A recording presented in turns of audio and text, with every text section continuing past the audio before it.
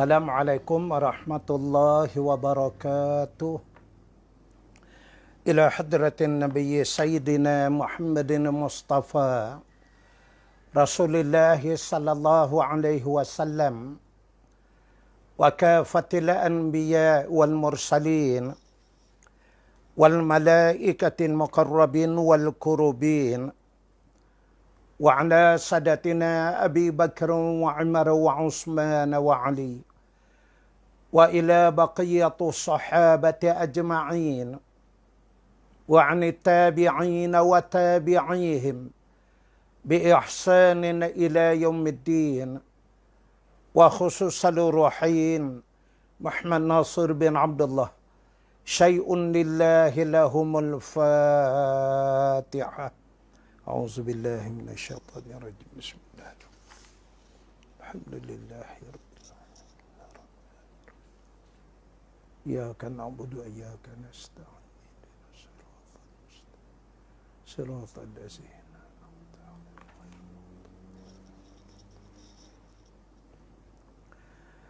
Alhamdulillahillazi hadana li hadza وما كنا لنهتدي لولا أن هدانا الله أشهد أن لا إله إلا الله وحده لا شريك له وأشهد أن محمدا عبده ورسوله اللهم صل وسلم وبارك على سيدنا محمد وعلى آله وأصحابه والتابعين بإحسان إلى يوم الدين سبحانك لا علم لنا إلا ما علمتنا إنك أنت العليم الحكيم ربنا افتح بيننا وبين قومنا بالحق وأنت خير الفاتحين اللهم فقهنا في الدين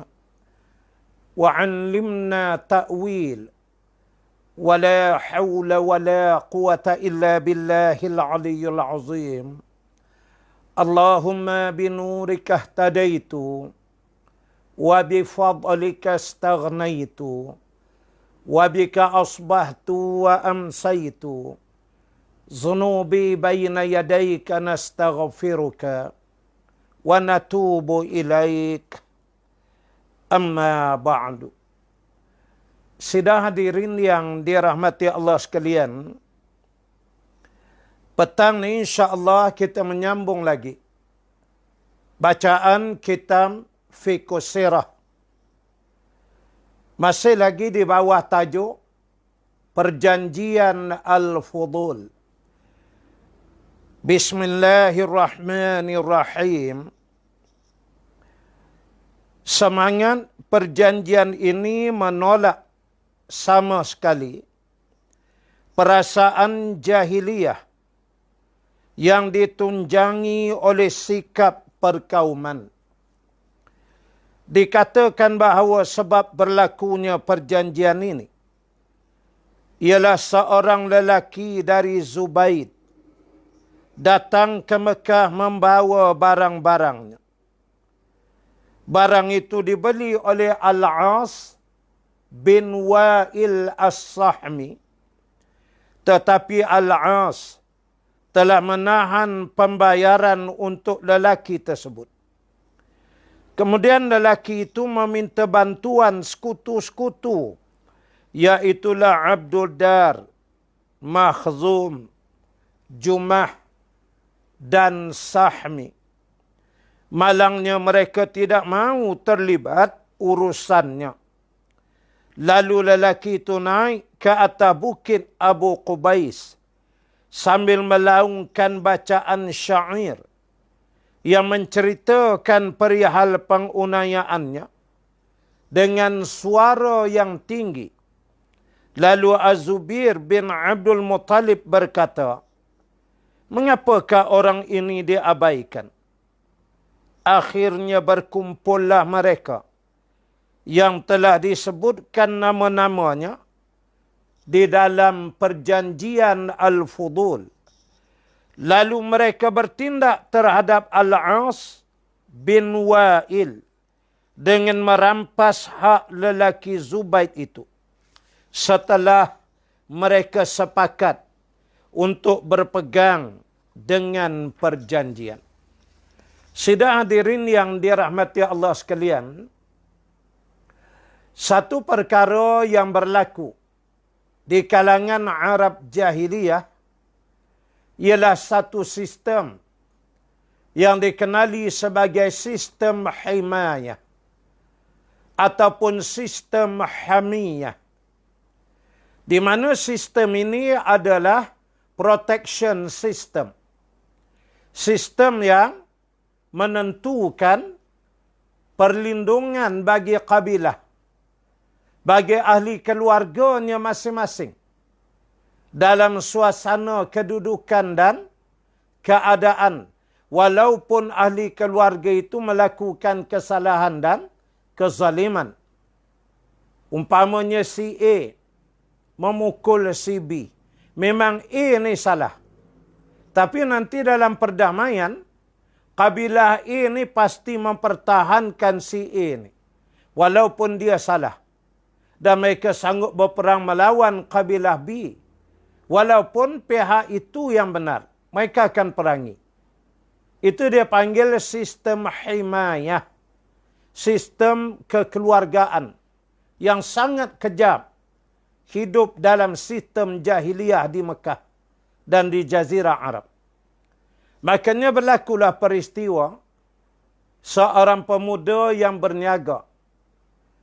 Lalu barang dagangannya dibeli oleh Al-As bin Wa'il As-Sahmi. Kemudian bila sampai tempoh dia minta bayaran, Al-As tidak mahu membayarnya. Sedangkan hamba Allah ni dia nak pusing duit tu untuk buat modal. Lalu dia minta tolong dengan 2-3 kabilah yang lain yang ada di kota Mekah. Masing-masing melepaskan diri. Tidak mahu nak menolong orang yang berkenaan. Lalu dia ni pun naik ke atas satu bukit. Kemudian dia bersyair, bersajak. Bukit yang dia naik tu dia panggil Jabal Abu Qubais ataupun Bukit Abu Qubais.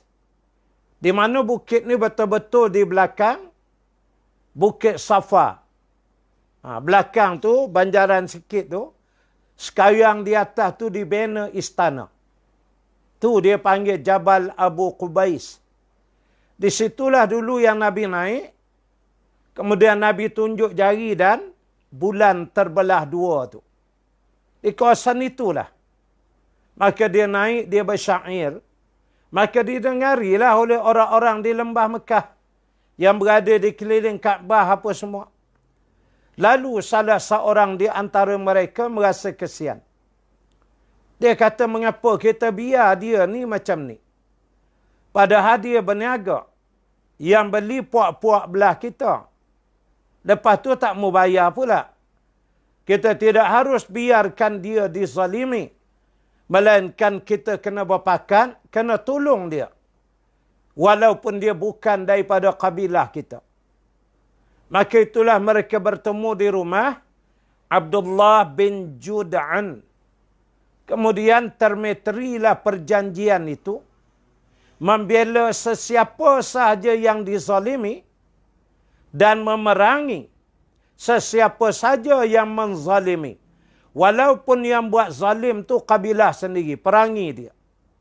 Kalau yang lepas-lepas, yang buat zalim tu adik-beradik kabilah, bani, suku sakat sendiri, maka itu dibela.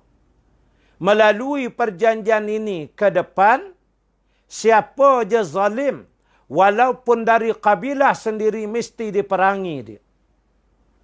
Inilah dia perjanjian Al-Fudul itu. Dan Nabi SAW ada bersama dengan bapa-bapa saudaranya di rumah Abdullah bin Ju'dan pada hari temetrinya perjanjian Al-Fudul ini. Dan itu yang pernah kita sebut. Bagaimana Rasulullah sallallahu alaihi wasallam menyatakan pada Aisyah setelah berada di Madinatul Munawwarah, Nabi menyatakan, wahai Aisyah, jika sekiranya ada sesiapa di Madinah ni yang nak ajak saya bersama, buat lagi perjanjian sepertinya perjanjian Al-Fudul ini, nescaya saya akan bersetuju, kata Nabi. Dia menunjukkan Nabi menegakkan keadilan. Dan Nabi tidak suka dan menentang akan kezaliman. Semasa awal zaman beliaunya, Rasulullah sallallahu alaihi wasallam tidak mempunyai pekerjaan yang tertentu. Akan tetapi banyak riwayat yang menyebutkan bahawa baginda sallallahu alaihi wasallam adalah seorang pengembala kambing. Baginda sallallahu alaihi wasallam mengembala kambing di perkampungan Bani Sa'ad dan kambing penduduk Mekah dengan bayaran beberapa qirat. Pada ketika umur baginda sallallahu alaihi wasallam 25 tahun, baginda sallallahu alaihi wasallam keluar berniaga ke Syam dengan membawa harta benda Khadijah radhiyallahu anha ummul mukminin.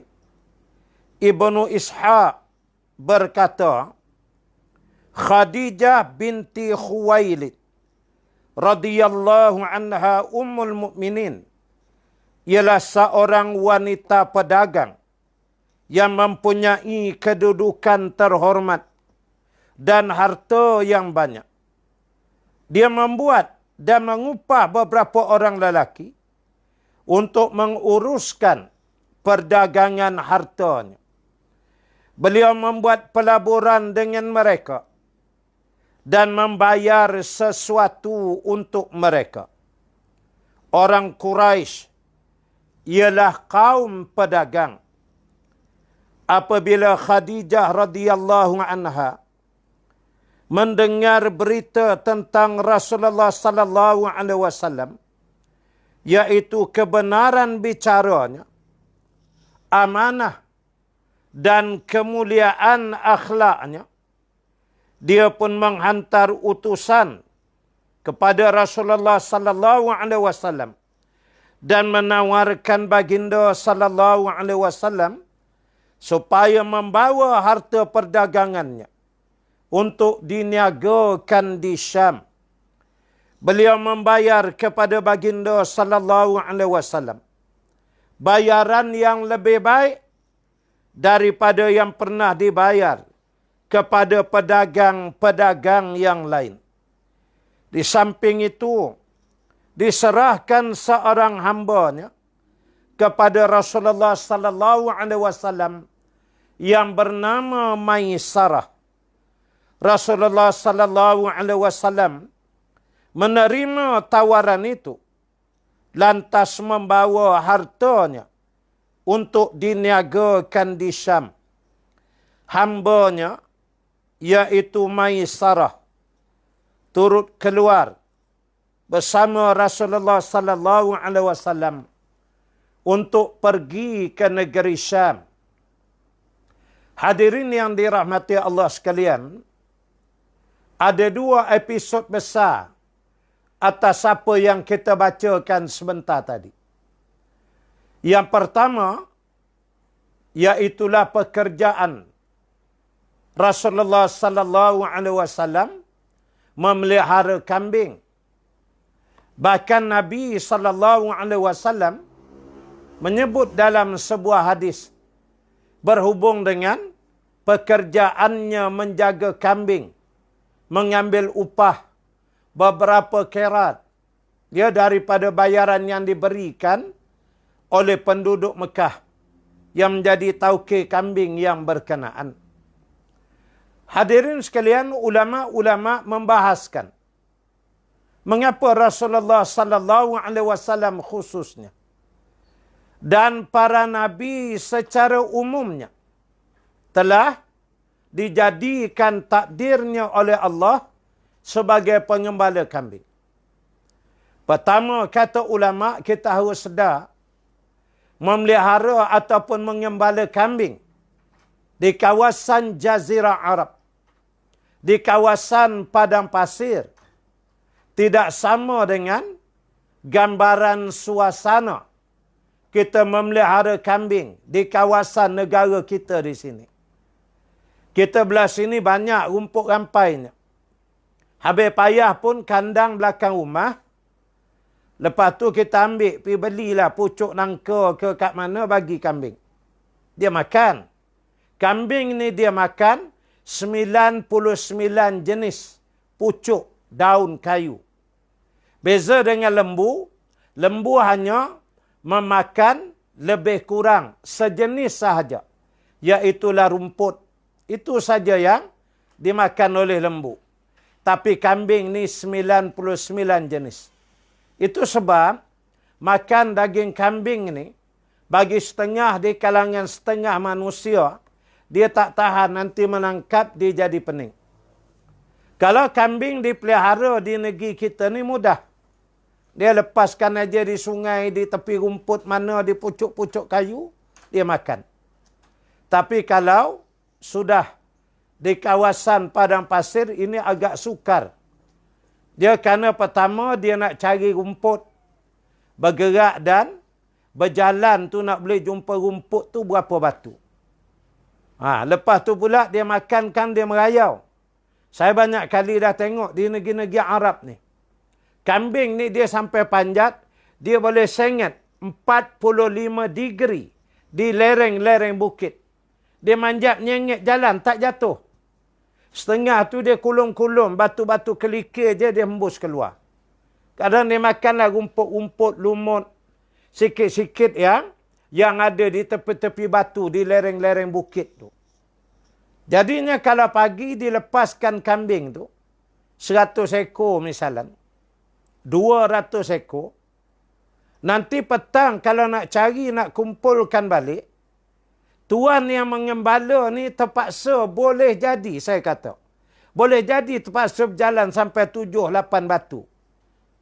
Boleh jadi sampai 9 kilometer. Duk nak kepung kambing-kambing ni biar belungguk balik. Kerana kambing ni bila lepas dia berjalan, dia tak berkalih belakang dah. Selagi tak jumpa rumput, dia tak berhenti. Maka padang pasir ni nak boleh rumput ni jauh, berbatu-batu. Itu lain yang di atas bukit pula. Yang memanjat di lereng-lereng tadi. Yang tergelintir, tersepit celah batu entah kat bukit mana pula.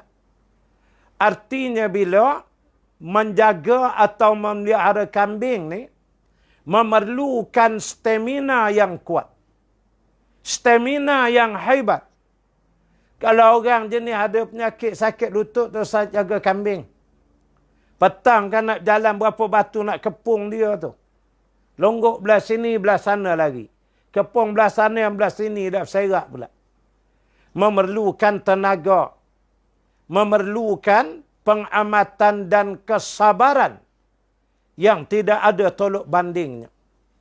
Maka seorang Nabi, seorang Rasul, dia kena dibina, dididik, fokus dan kesabaran dalam kerja-kerja dakwahnya.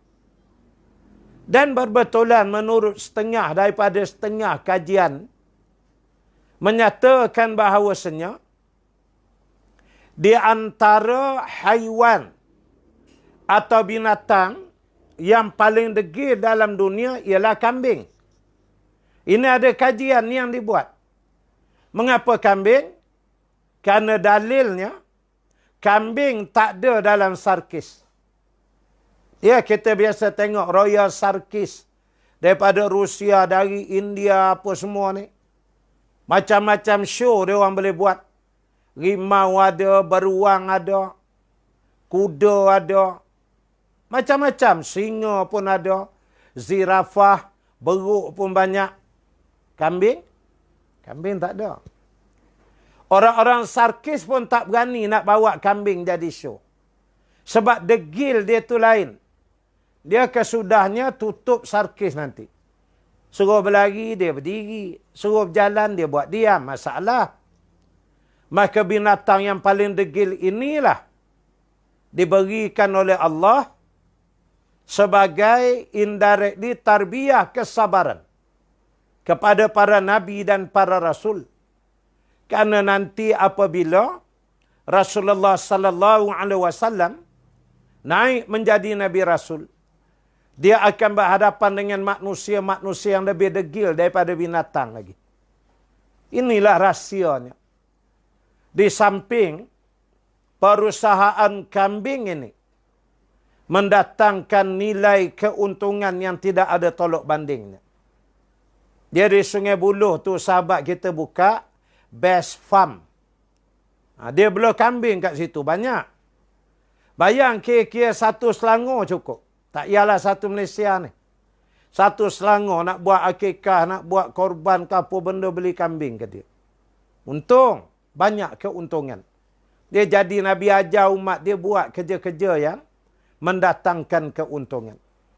Seterusnya Rasulullah sallallahu alaihi wasallam dan Islam mengajar supaya dalam hidup ni kena ada kerja. Buatlah kerja apa pun. Dan tidak pernah jadi hina mengembala kambing, mengembala lembu, unta ni dia tak hina. Dia merupakan pekerjaan yang dibuat oleh nabi-nabi dan rasul-rasul alaihi wassalatu wassalam. Baca dalam surah Taha, Nabi Musa alaihi salam pun memelihara dan menjaga kambing. Kambing milik pak mentuanya Nabi Syuaib. Dia jaga 10 tahun, yang tu wajib. 2 tahun ekstra itu terpulang ke atas Nabi Musa. Dan itu menjadi bayaran mas kawin Nabi Musa kepada ayahanda Nabi Syuaib, pak mentua dia, kerana dia ambil anak perempuan Nabi Syuaib jadi isteri dia. Jaga kambing. Ya, jadi tidak hina. Ianya memiliki rahsia yang tidak ada tolok banding. Seterusnya yang kedua, ketika Nabi sallallahu alaihi wasallam berusia 25 tahun, Khadijah binti Khuwailid radhiyallahu anha ummul mukminin menyerahkan barang dagangannya untuk dibawa oleh Nabi sallallahu alaihi wasallam berniaga ke negeri Syam. Kita harus sedar bahawa Syam ni wilayah yang luas. Di antaranya termasuk zaman itu Mesir, Palestin, ya, Jordan, Syria, sebahagian daripada sempadan wilayah Iraq. Ini di antara apa yang dipanggil wilayah Syam. Besar, artinya berniaga satu negara ke negara yang lain. Bawa barang dagang pergi berniaga ke beberapa negara. Hadirin sekalian, peristiwa Nabi sallallahu alaihi wasallam membawa barang dagangan Khadijah binti Khuwailid ini mengandungi rahsia dan hikmah yang tidak ada tolok bandingnya. Kita harus sedar bahawasanya Khadijah binti Khuwailid radhiyallahu anha ummul mukminin sejak daripada awal lagi, sebelum lagi kelahiran Nabi sallallahu alaihi wasallam, Khadijah telah bersama dengan bapa saudaranya Waraqah bin Naufal radhiyallahu an. Waraqah bin Naufal seorang ahli kitab, matanya buta. Dan pada zaman-zaman itu, ahli kitablah yang menjadi pemimpin kepada manusia. Kerana Nabi Isa telah diangkat naik, Nabi Muhammad sallallahu alaihi wasallam belum dilahirkan. Maka yang menjaga manusia, memberi tunjuk arah, yang mengawal mereka, menasihatkan mereka, padri-padri dan pendeta-pendeta inilah. Ada padri yang dalam keadaan dia tu baik, maka jadi baiklah masyarakatnya. ada padri yang dalam keadaan jahat, maka masyarakat pun jadi binasa kerana ditipu dengan kejahatannya. Waraqah bin Naufal ini seorang pendeta rahib yang walaupun buta tetapi dia jujur amanah dengan risalah, dengan Injil yang ada pada dia. Makanya Khadijah radhiyallahu anha yang tidak punya suami masa itu sering menziarahi dan berdampingan dengan Waraqah bin Naufal ini.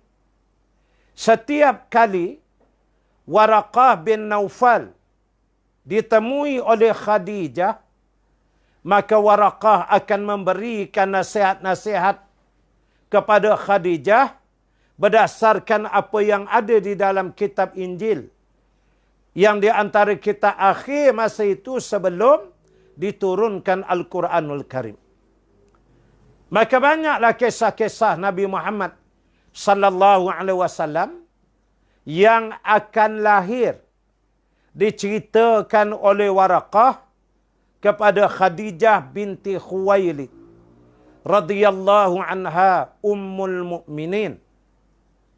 Dalam Injil itu memang disebut nama Nabi Muhammad sallallahu alaihi wasallam, sifat-sifat dia, akhlak dia. Dia akan lahir di mana? Di kawasan lembah yang penuh dengan pohon tamar.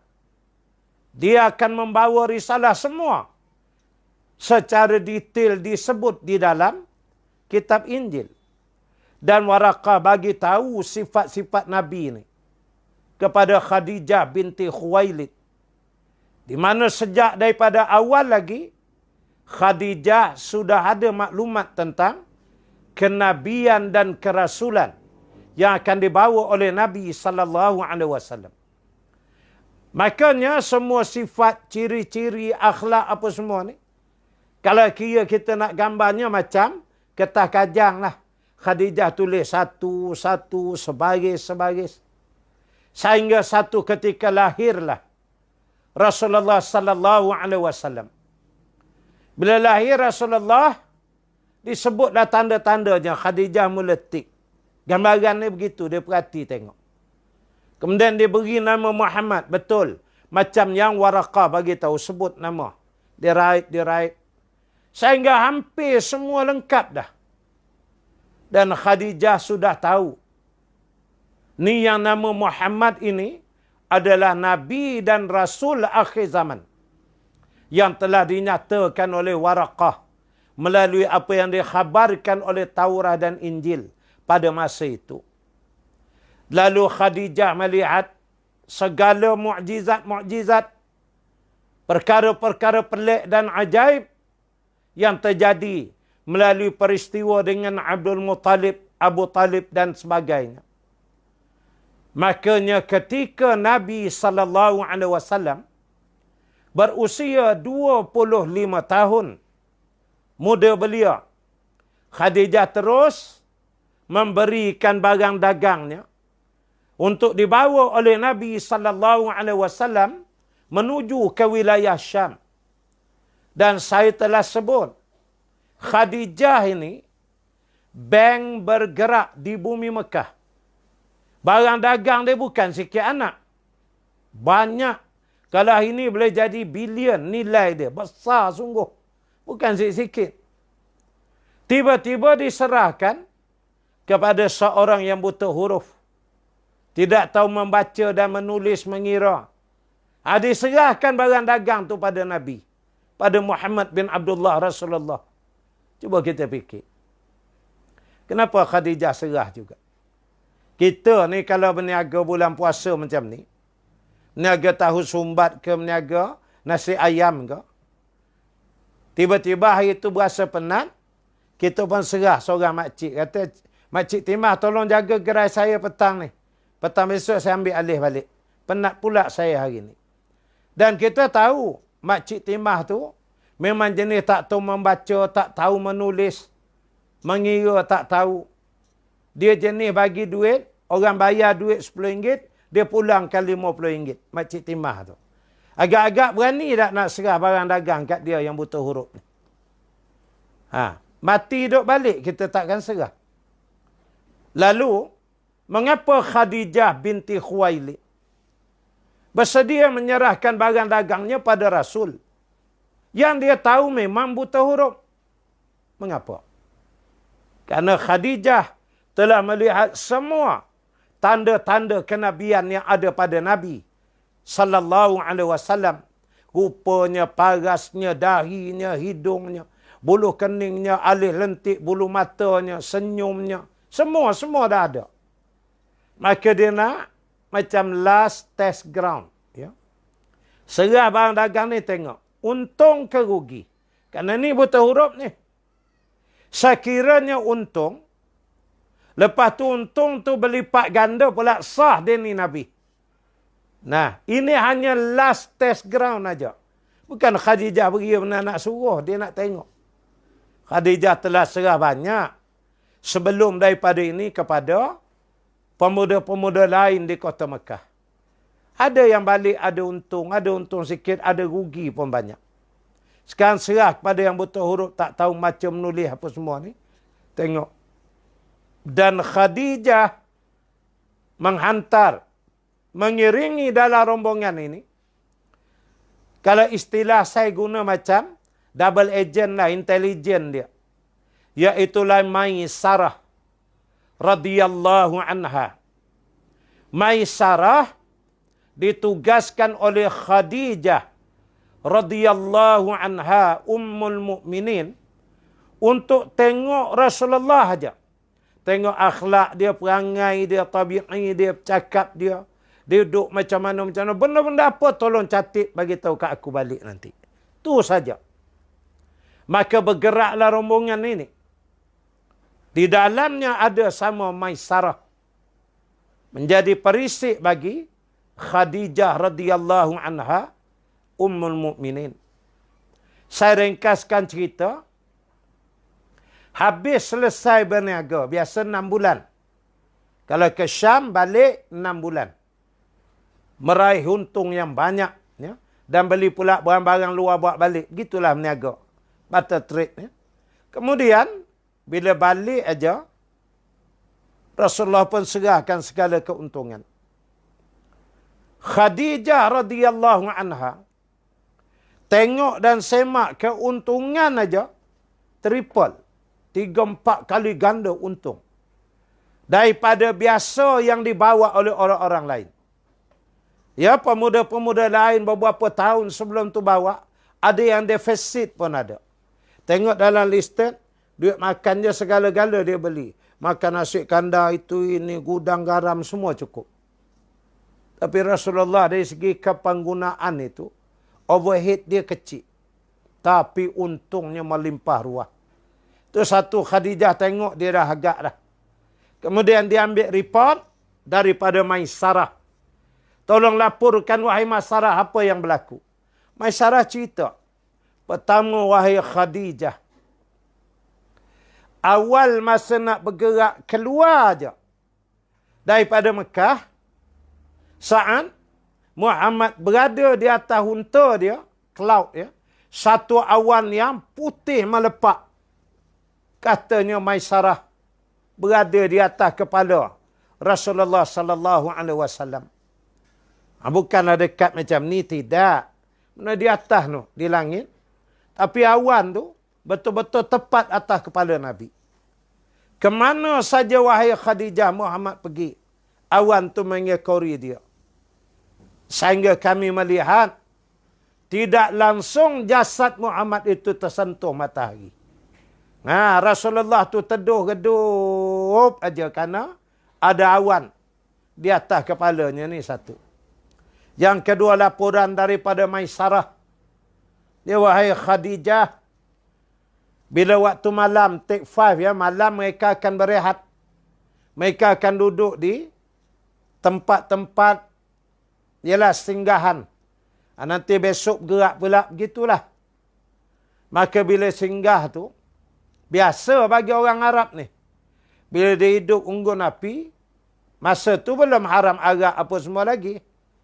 Makanya, dia akan minum arak. Dia minum arak. Arak ni, orang-orang Arab. Arak dia dibuat masa itu menurut dalam sirah. Daripada buah tamar yang diperam. Kita kalau ada, ni bulan puasa ni, siapa ada beli tamar yang bertangkai tu.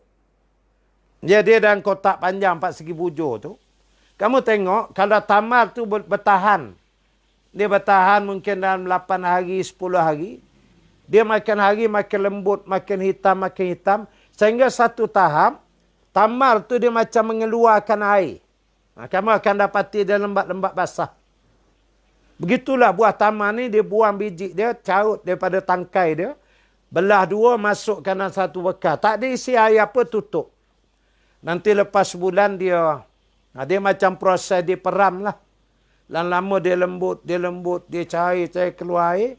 Dia masam, dia tukar jadi cuka. Cuka tamar. Itu kadang-kadang di rumah-rumah kan ada ya, cuka tamar tu.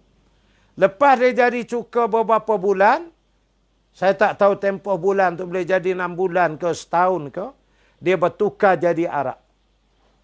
Orang Melayu kadang menyebut samsu.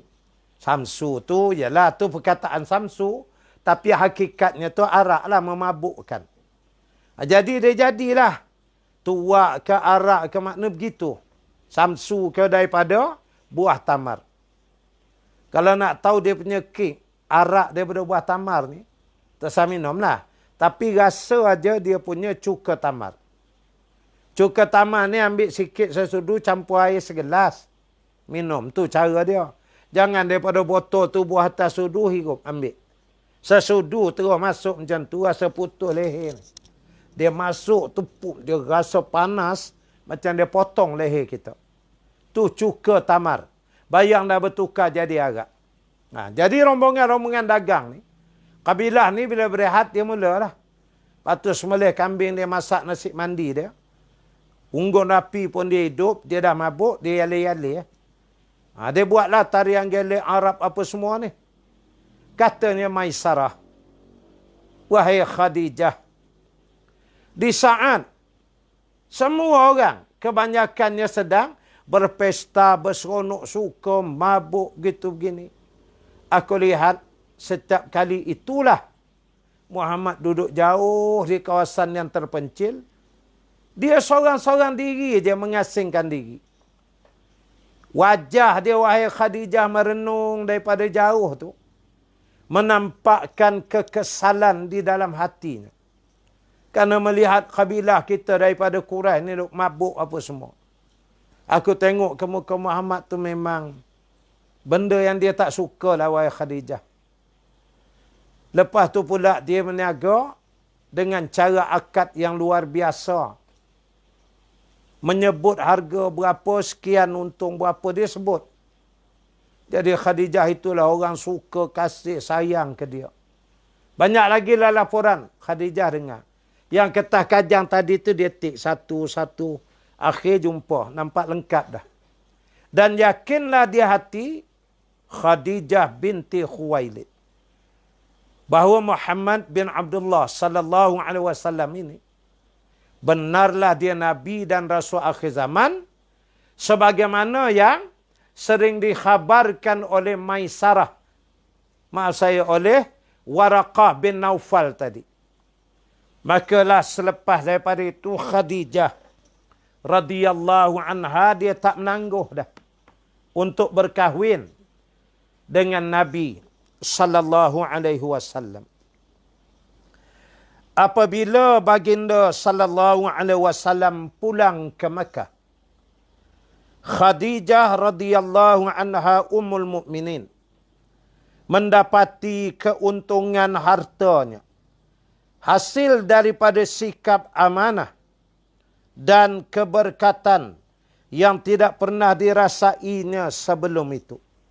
Dia mengalih tengok untung tak pernah dapat sebanyak tu sebelum ni. Punca kerana sifat amanah yang ada pada Nabi sallallahu alaihi wasallam. Hambanya Maisarah memberitahunya apa yang dilihat tentang Rasulullah sallallahu alaihi wasallam yaitu peribadi yang menarik, akhlak yang mulia, fikiran yang tajam, tutur kata yang benar, serta perilaku yang amanah. Inilah report ataupun laporan yang sampai daripada Maisarah kepada Khadijah binti Khuwailid radhiyallahu anha ummul mukminin. Khadijah radhiyallahu anha merasakan bahawa apa yang dicarinya selama ini sudah ditemui. Ini ya, Khadijah ni bukan sembarang, bijak. Dia kaji, dia tengok, dia perhalusi dulu. Sebelum itu orang-orang kenamaan dan para pemimpin telah berusaha melamarnya, tetapi ditolak olehnya. Ramai orang-orang kaya di kota Mekah yang nak ke Khadijah ni, tapi bila ajak dilamar dia tolak cara baik, dia tak nak. Sebab dia dah nampak dah sifat kenabian pada Rasul sallallahu alaihi wasallam.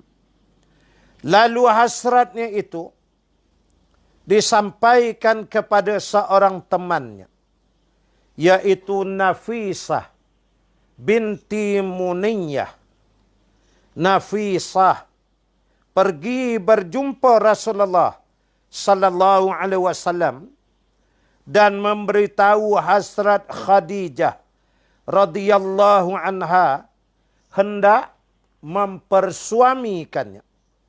Rasulullah sallallahu alaihi wasallam bersetuju dengan cadangan itu serta memberitahu bapa-bapa saudaranya. Kemudian bapa-bapa saudaranya pergi kepada bapa saudara Khadijah untuk melamarnya. Ekoran daripada itu berlangsunglah perkahwinan mereka. Hadirin sekalian, kita dalam kalangan orang Melayu kita ada pepatah menyebut perigi mencari timba. Dalam Islam, ada ketikanya pepatah ini kena letak tepi. Umpamanya Khadijah binti Khuwailid radhiyallahu anha ummul mukminin, dia sendiri kirim seorang sahabat dia beritahu ke Rasulullah, kata aku nak kahwin dengan dia. Dia pergi minta dengan wakil yang ada. Nabi bagi tahu ke pak saudara dia, bincang. Pak saudara tanya, entah macam mana ya Muhammad? Rasulullah sallallahu alaihi wasallam kata, saya setuju aja. Maknanya Khadijah masuk ambil Nabi itu. Maka ini tidak timbul istilah pergi mencari timba, tak ada. Kalau kita biasalah, dia berada di alam pondok, mengaji di pondok Kedah, di Kelantan, di Terengganu, pondok ni lah. Biasa aja.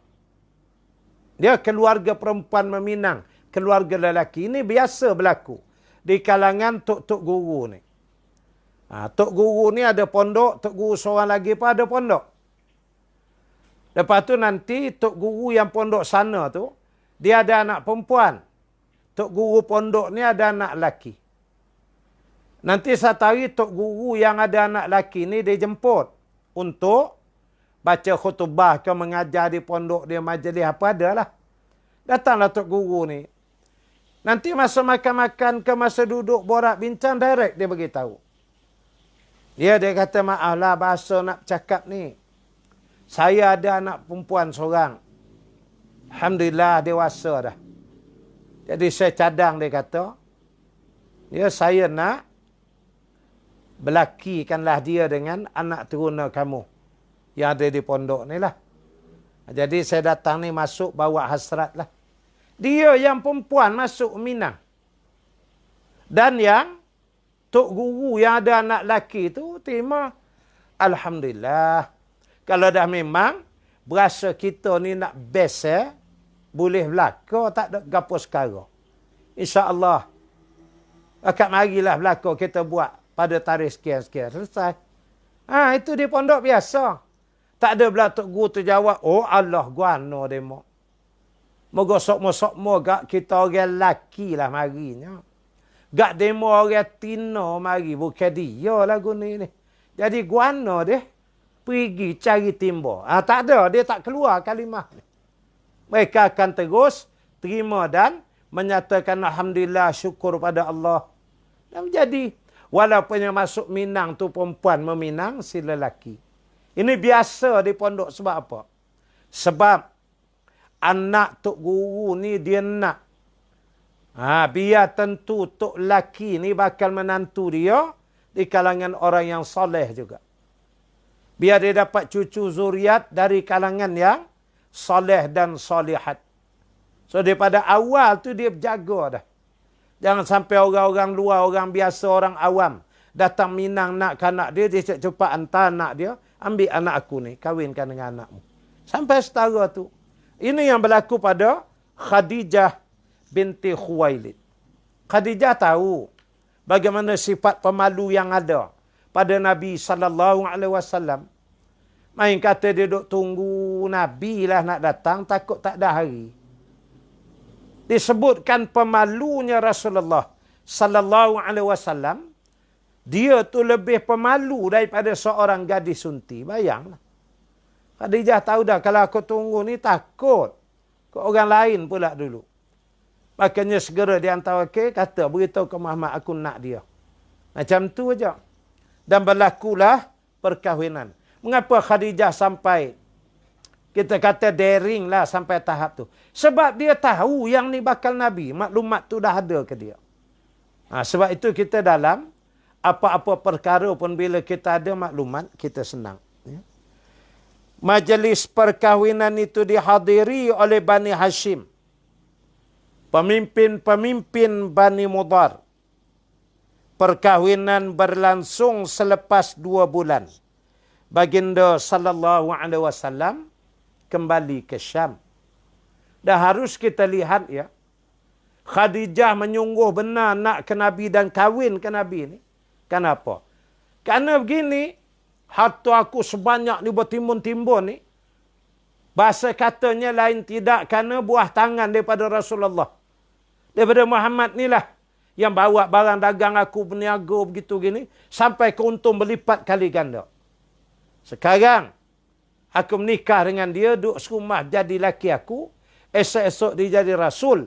Semua harta ni aku nak serah ke dia balik. Oleh kerana dia yang cari, dia yang ikhtiar, dia bawa niaga, maka wajar segala jenis untung walau RM1 pun aku tak akan ambil, nak serah balik ke dia untuk dia guna pakai bagi jihad pada jalan Allah bila dia menjadi Nabi dan diangkat menjadi Rasul nanti. Itu kita panggil vision yang ada dalam kepala Khadijah binti Khuwailid radhiyallahu anha ummul mukminin. Dia apa-apa hal je infak sabilillah, infak sabilillah. Sehingga kita tahu nanti kita lihat bilanya Khadijah meninggal dunia, dia sebut kepada Nabi sallallahu alaihi wasallam, "Ya Rasulullah, sekiranya saya meninggal dunia, Rasulullah teruskan kerja dakwah ni. Dan kalau sekiranya Rasulullah sallallahu alaihi wasallam sampai di suatu perkampungan, bandar ke di mana-mana, dan masa itu Rasulullah memerlukan jambatan untuk menyeberangi kerana nak bawa dakwah ni, maka saat itu galilah perkuburanku ya Rasulullah. Ambillah tulang temulangku, jadikanlah sebagai jembatan, pijaklah supaya kamu lepas ke seberang sana dan sebarkanlah Islam kepada seluruh manusia. Jangankan harta dagang, sampai ke nyawa tulang temulang pun dia serah semua. Ini subhanallah ya, seorang isteri yang memberikan pengorbanan yang tidak ada tolak bandingnya. Sebab itu Allah jodohkan pertama dengan dia. Karena dia armalah, ya, dia pernah berkahwin, dan orang-orang yang pernah macam ni dia tahan sabar. Tapi macam Aisyah, Nabi berkahwin umur 9 tahun. Jadi budak lagi, takut ujian datang tu ketahanan tu kurang. Semua ni ada hikmah dan rahasianya di sisi Allah Subhanahu wa taala. Baginda sallallahu alaihi wasallam telah menghantar 20 ekor unta muda sebagai mas kahwin. Hai, unta ni, kalau unta yang, bukan unta tua ni kita kata, unta yang, Allahumma salli ala Muhammad, kira sesuai boleh dah untuk korban. Macam itulah, untuk mudah faham. Dengan dagingnya, dengan tegapnya, dengan sasanya, gigi dia cukup. Ya, telinga pun tak cacat, mata pun tak cemil, elok semualah. Biasanya kalau sebesar tu, ada yang jejak sampai 15 ke 20 ribu sekor. Kalau unta muda, dia unta yang muda ni, makan juga 10 ribu sekor. 7 ke 10 ribu. Kita ambil average 10 ribu lah. Nabi SAW hantar 20 ekor. Makna hantaran Rasulullah 200 ribu. Mas kahwin dibayar. Bukan sikit-sikit. Ini dia. Itu yang dia sebut. Dia bakal isteri yang baik ialah bakal isteri yang redha menerima mas kahwin yang paling sikit. Sedangkan bakal suami yang baik ialah bakal suami yang memberikan mas kahwin yang paling banyak. Tu. Jadi itu, Nabi itu dia bagi yang tu. Average kita hari ini 200 ribu. 200 ribu ringgit zaman Nabi agak macam mana nilai? Jangan. Tu Rasulullah tu. Yang kedua, Nabi bagi unta yang muda. Kenapa? Ini. Rasulullah tindakannya itu futuristik. Dia ke depan. Jadi bila dah kahwin elok fardu takdir, ada 3-4 orang anak, unta pun dah besar-besar dah. Anak jual boleh, nak buat masak pun boleh, makan anak beranak. Ada untuk hari depan. Sebab itu pernah juga kami bincang masa di universiti dulu.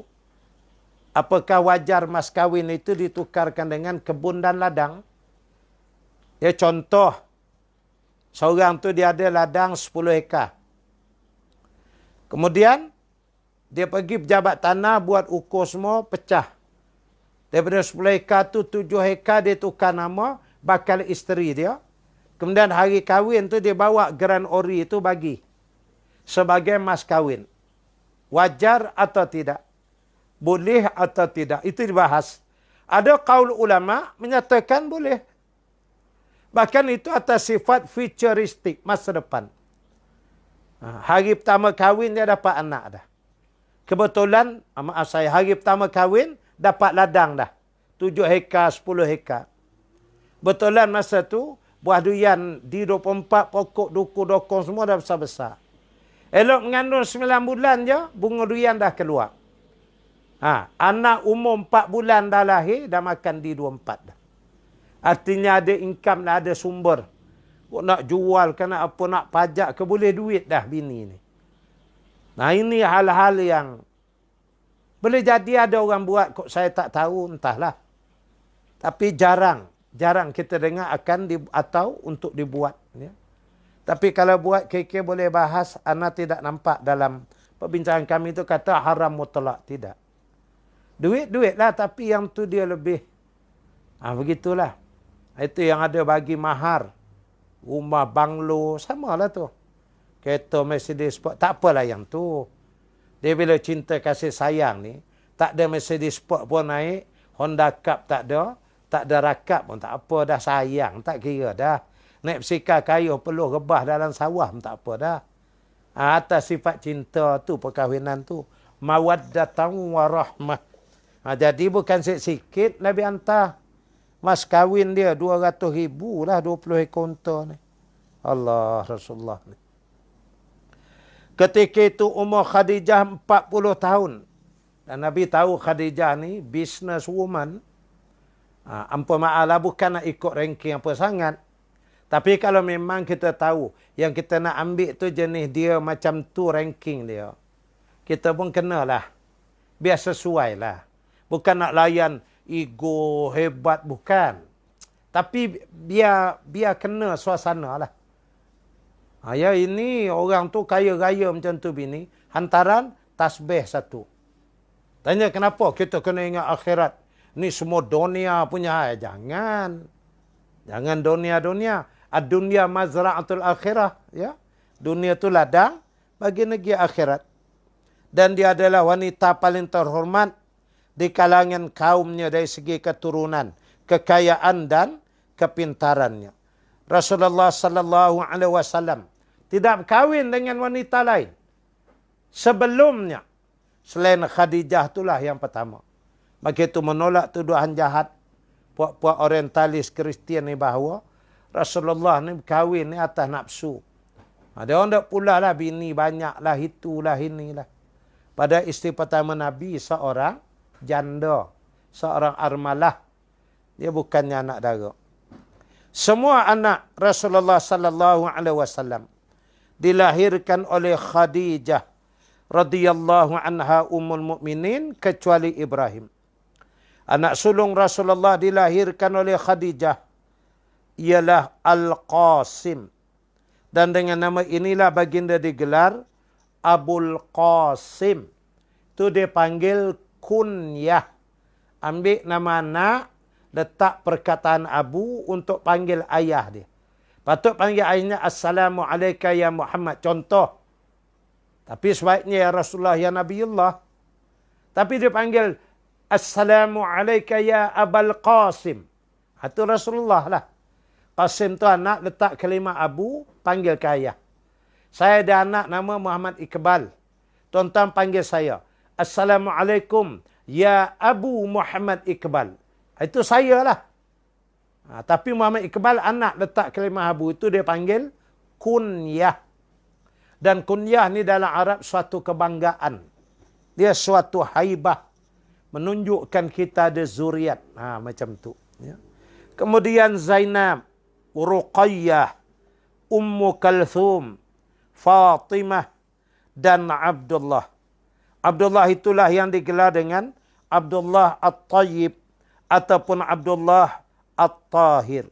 Semua anak laki Nabi sallallahu alaihi wasallam mati masa kecil, manakala anak perempuan semua sempat memeluk Islam dan berhijrah. Kenapa? Mengapa semua anak laki Rasulullah mati kecil? Anak perempuan semua sempat dewasa, berkahwin, masuk Islam, berhijrah. Sebabnya biasanya anak lelaki ni, dia punya jasad, tubuh dia apa semua, dia punya jin. Jin ni bukan jin Ifrit, jin Islam, jin apa, bukan jin tu. Benih tu, jin dia tu. Biasa kita lelaki ni daripada ayah. Saya ni arwah mak selalu sebut. Gemuk, gempal, rendah saya ni ikut arwah ayah. Biasa begitu. Dia punya benih tu turun. Anak lelaki ikut ayah. Nah, kalau sekiranya anak-anak lelaki Rasulullah ni hidup, kemudian dia dewasa, dia besar, sampai umur 40, nanti akan dikata orang, Masya Allah, lihat aja Ibrahim, ataupun Qasim, ataupun Abdullah, anak Rasulullah, Masya Allah. Cuba tengok muka dia.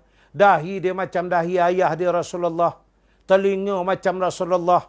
Allah, rambut berminyak berkilat. Letak dekat atas bahu di belakang, separuh telinga belah kiri kanan. Sebiji macam ayah dia Rasulullah kemarin. Jangan-jangan anak Rasulullah ni, Nabi dan Rasul juga kot. Sebagaimana Nabi Sulaiman menggantikan ayahnya Nabi Daud setelah Nabi Daud wafat. Masalah kita nak jawab nanti. Kan Nabi Daud bila wafat, Nabi Sulaiman ganti. Ayah meninggal, anak ganti. Nanti kalau anak laki Nabi ni berdiri semua dah besar elok, disangka orang dia pula ganti Rasulullah. Maka hancurlah kenabian. Sedangkan Nabi dan Rasul itu khataman nabiyyin. La nabiyyu ba'dah. Tak ada Nabi lepas dia dah. Itulah sebab Allah matikan anak-anak lelaki Rasulullah masa kecil. Dan anak perempuan tak apa kerana tak ada Nabi di kalangan orang-orang perempuan. InsyaAllah nanti kita sambung lagi. Dia dalam kuliah yang akan datang.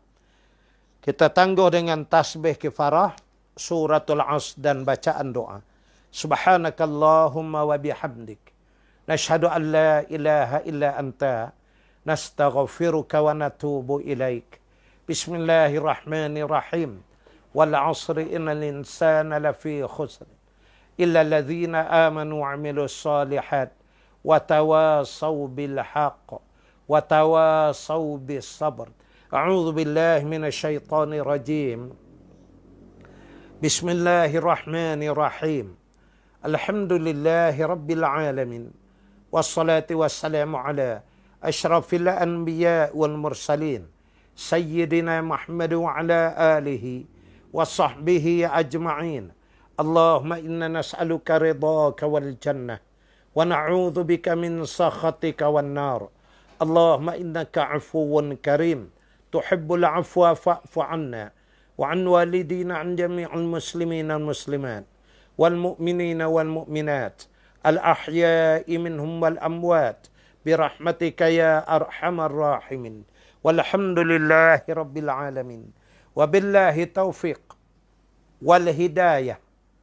السلام عليكم warahmatullahi wabarakatuh.